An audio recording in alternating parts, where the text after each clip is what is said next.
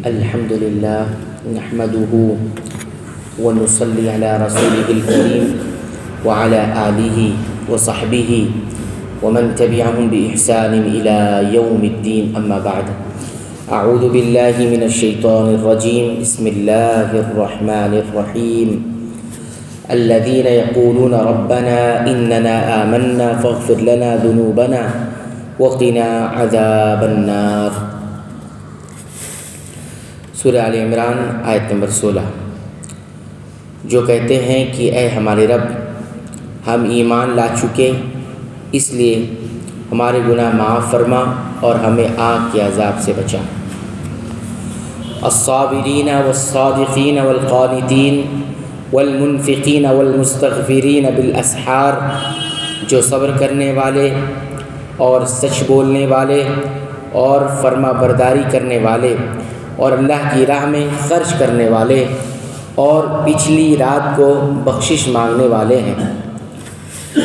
شہد اللہ انہ لا الہ الا هو والملائکۃ واولو العلم قائما بالقسط لا الہ الا هو العزیز الحکیم۔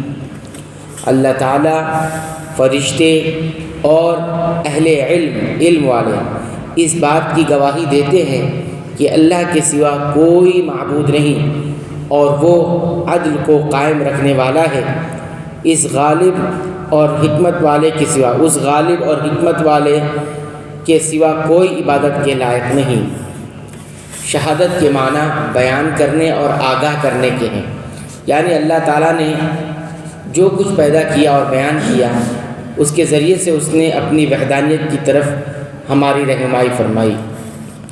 فرشتے اور اہل علم بھی اس کی توحید کی گواہی دیتے ہیں۔ اس میں اہل علم کی علماء کی بڑی فضیلت اور عظمت ہے کہ اللہ تعالیٰ نے اپنے فرشتوں کے ناموں کے ساتھ ان کا ذکر فرمایا ہے۔ تاہم اس سے مراد صرف وہ علماء ہیں، علم والے ہیں جو کتاب یعنی قرآن حکیم اور نبی کریم صلی اللہ علیہ وسلم کی سنت کے علم سے بہرہور ہیں، اس کا علم رکھتے ہیں۔ ان الدین عند اللہ الاسلام وما اختلف الذین اوتوا الکتاب الا من بعد ما جاءهم العلم بغیا بینہم ومن یکفر بآیات اللہ فإن اللہ سریع الحساب۔ بے شک اللہ تعالیٰ کے نزدیک دین اسلام ہے، اور اہل کتاب اپنے پاس علم آ جانے کے بعد آپس کی سرکشی اور حسد کی بنا پر ہی اختلاف کیا ہے، اور اللہ تعالیٰ کی آیتوں کے ساتھ جو بھی کفر کرے اللہ تعالیٰ جلد حساب لینے والا ہے۔ اسلام وہی دین ہے جس کی دعوت و تعلیم ہر پیغمبر اپنے دور میں دیتے رہے ہیں، اور اس کی کامل ترین شکل وہ ہے جسے نبی آخر الزماں محمد صلی اللہ علیہ وسلم نے دنیا کے سامنے پیش کیا، جس میں توحید و رسالت اور آخرت پر اس طرح یقین و ایمان رکھنا ہے جس طرح نبی کریم صلی اللہ علیہ وسلم نے بتلایا ہے۔ محض یہ عقیدہ رکھ لینا کہ اللہ ایک ہے یا کچھ اچھے عمل کر لینا، یہ اسلام نہیں، نہ اس سے نجات آخرت میں ملے گی۔ ایمان اور اسلام اور دین عند اللہ قبول نہیں ہوگا۔ برکتوں والی ہے وہ ذات جس نے اپنے بندے پر فرقان نازل کیا تاکہ وہ جہانوں کا ڈرانے والا ہو، اور حدیث میں ہے نبی کریم صلی اللہ علیہ وسلم نے فرمایا، قسم ہے اس ذات کی جس کے ہاتھ میں میری جان ہے، جو یہودی یا نصرانی مجھ پر ایمان لائے بغیر فوت ہو گیا وہ جہنمی ہے۔ صحیح مسلم کی روایت ہے۔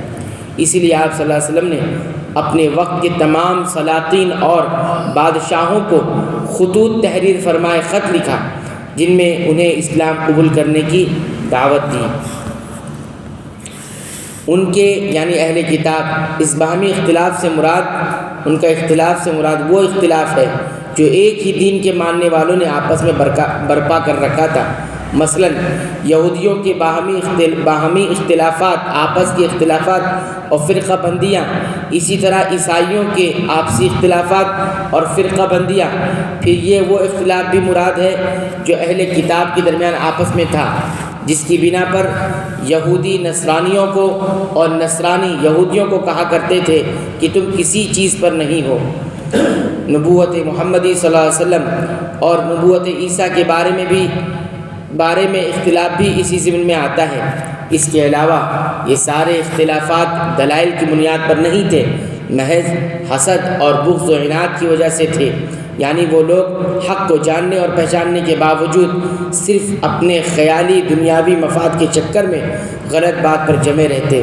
افسوس، آج مسلمان علماء کی ایک بڑی تعداد ٹھیک انہی کے غلط مقاصد کے لیے غلط ڈگر پر چل رہی ہے۔ یہاں آیتوں سے مراد وہ آیات ہیں جو اسلام کے دین الہی ہونے پر دلالت کرتی ہیں۔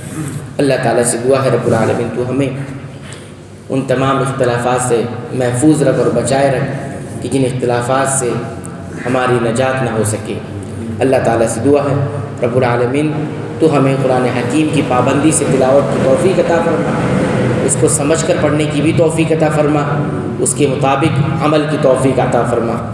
اے اللہ تو ہماری مغفرت فرما دے، ہمارے والدین کی مغفرت فرما دے، تمام مسلمانوں، مومنوں، اہل توحید کی مغفرت فرما دے، آمین۔